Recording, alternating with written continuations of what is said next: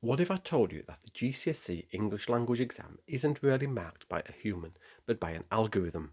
And what if I told you there's a secret formula to trick that algorithm into giving you a higher grade? Now, most students, and let's be honest, most teachers have no idea this formula exists.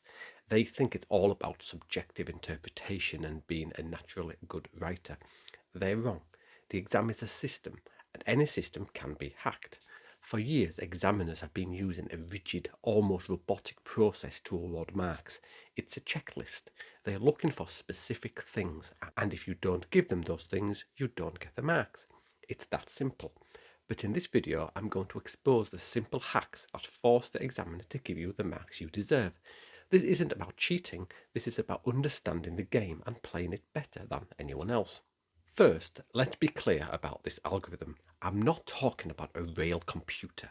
I'm talking about the mark scheme and the way it's applied with brutal efficiency by examiners who have hundreds of papers to get through. They are tired, overworked, and they are not looking for Shakespeare. They are looking for a checklist of skills. Your job is to make their job easy. You need to signpost every skill so clearly that they couldn't miss it if they tried. And the first, most important master hack, the one that underpins everything, is time. This paper is a race against the clock. It's 1 hour and 45 minutes long, and if you don't manage that time perfectly, you've lost before you've even started.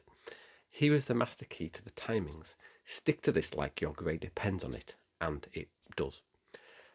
First, spend about 10 minutes reading the source and all the questions in section A. Then, here's your battle plan. Question 1, worth 4 marks, spend no more than 5 minutes. For question 2, with 8 marks, spend 10 to 12 minutes. Same with question 3. But with question 4, it's about 20 marks, spend about 25 minutes. This leaves you a solid 45 minutes for section B, the creative writing. And write these timings on the front of your exam paper so you can keep an eye on the clock. Never ever run over on a question. The first few marks on any question are always easiest to get. The last few are the hardest. It's always better to move on and bank the easy marks from the next question rather than to die on the hill chasing the last one or two. Alright, let's get into the hacks, question by question. Question 1 is designed to be a simple 4-mark warm-up. It asks you to list 4 things from a specific part of the text. And yet so many students mess this up. Why? Because they overthink it. They try to show off. They write long, flowery sentences, then try to analyse. This is the trap. The examiner's algorithm for question 1 is simple. Find the quote, write it down, get the mark. So don't write in full sentences. Your job is to pull 4 distinct facts from the lines and present them as quickly as possible. Bullet points are your best friend here. Short, direct quotes are even better. Let's say the text is about a tired-looking man, and the question is list 4 things about the man from lines 1 to 5. A weak answer, the one that doesn't get the hack, would be one thing about the man is that the text describes him as having a gaunt face, which might suggest he is unwell. You've wasted time analysing and will only get 1 mark. The hacked answer looks like this. Has a gaunt face. Clothes are torn and ragged. Leaned heavily on a stick. Eyes were dull and lifeless. 4 points, 4 marks, less than 3 minutes. You've hacked the question, saved precious time, and ready to move on. Don't do more than you need to. Question 2 is where the algorithm gets a bit more complex. It's an 8-mark question asking how the writer uses language. The biggest mistake students make is feature spotting. They'll just write, the writer uses a metaphor, full stop. That gets you a big fat 0. The examiner is looking for a specific sequence. The secret formula to unlock this question is PQA, point quotation analysis. The point, start by stating what effect the writer is creating.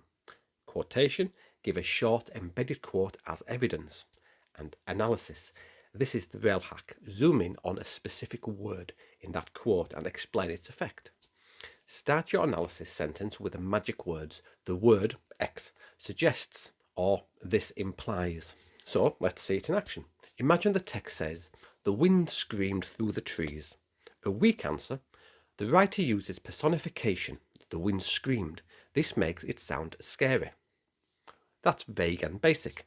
Now, the hacked answer using PQA, the writer presents the weather as a violent and hostile force. The use of the verb screamed personifies the wind, suggesting it's not just a sound but an aggressive, almost human cry of pain or anger. Specifically, the word screamed implies a high-pitched, terrifying noise that creates a deeply unsettling atmosphere, making nature itself feel like a threat to the reader. See the difference? I used the PQA formula and focused on the connotations of a single word, screamed. Phrases like this suggests are a direct signal to the examiner that you are analysing, ticking a huge box in the algorithm. Also, don't be afraid to use impressive sounding terms like metaphor, simile, alliteration and personification. Examiners love to see them used correctly. Question 3, the most feared question on the paper. How has the writer structured the text to interest you? What does structure even mean? It feels so vague, but don't worry. There's a secret formula that examiners are trained to look for. Forget everything else you've been told. The hack for structure is the beginning, middle, end formula. Examiners want to see that you can track how the writer shifts the focus through the extract. You just need to write 3 paragraphs, 1 for each part. Beginning. Your first paragraph is about the opening. What does the writer throw at you immediately? A character, the weather, a wide shot of a city? Use the phrase, at the beginning of the extract, the writer focuses our attention on. And then the middle. Your second paragraph must spot a change. Where does the focus shift? Does the pace suddenly speed up with short sentences? Do we zoom in from a wide view to a tiny detail? Use a transition phrase like, as the extract develops, the focus then shifts to, and then look at the end. Your final paragraph is about how it all wraps up. How does the writer leave you feeling? With a question, a cliffhanger, a sense of doom? Does it link back to the beginning? A great phrase to use is, towards the end, the writer narrows the focus to, and for every point you make, you must explain the effect on the reader. Why is this interesting? Does that shift in focus build tension? Does zooming in create a sense of claustrophobia? You can literally draw lines on your exam paper to divide the text into 3 parts to force yourself to do this. This is the boss level. Question 4 is worth a massive 20 marks. It gives you a statement and asks, to what extent do you agree? The problem? Well, students either sit on the fence, I kind of agree and disagree, or only give one side of the argument. They also forget to analyse the writer's methods. The examiner's algorithm for this question is looking for a convincing, well-supported debate. So here's the hack. You must treat it like a debate where you have a strong opinion, but you're smart enough to acknowledge the other side. Start with a powerful, clear opening that states your position. The best way to do this is to mostly agree. For example, I strongly agree with the statement that the writer presents the character as powerful. However, a closer look at this language reveals subtle hints of his underlying weakness. This immediately shows sophistication and gets you into the top mark bands. Write at least 4 or 5 detailed paragraphs using the P structure, point, evidence, explanation. For each point, refer back to the student's statement and analyse the writer's methods, language and structure, just like you did in question 2 and 3. To guarantee you are properly evaluating, you need to use evaluative language. These are like flashing green lights for the examiner. Sprinkle your answer with phrases like, the writer successfully, or this is incredibly effective because. Perhaps the most convincing method is. They are programmed to see these words and reward them. Remember, there's no single right answer here. The examiner just wants to see your opinion backed up with solid evidence based on the text and a clear analysis of how the writer created that impression. We're now in section B. Question 5 is worth 40 marks. That's 50% of the entire paper. But so many students leave it to the last minute when they're exhausted. This is where you can leapfrog other candidates. You'll get a choice, a description based on an image or a story based on a prompt. The hack is understanding that they are not asking you to be the next J.K. Rowling. They're testing your ability to tick boxes. Specifically, this question is split. 24 marks are for your content and structure, and 16 marks are for technical accuracy, your spelling, punctuation and grammar. Don't even think about skipping this. Planning isn't a waste of time, it's an investment. Spend the first 5 to 10 minutes creating a simple 5-paragraph plan. What will you describe first? Where will you zoom in? What's your final image? A plan stops you from waffling and ensures your writing is properly structured. The examiner's algorithm is scanning for variety. Give it to them with the 3 V's. Variety in vocabulary. Use ambitious words, but use them correctly. Instead of the bird flew, try the sparrow darted across the sky. And variety in sentences. This is huge. Mix it up. Use long, flowing sentences to describe a scene, then a short, sharp one for impact.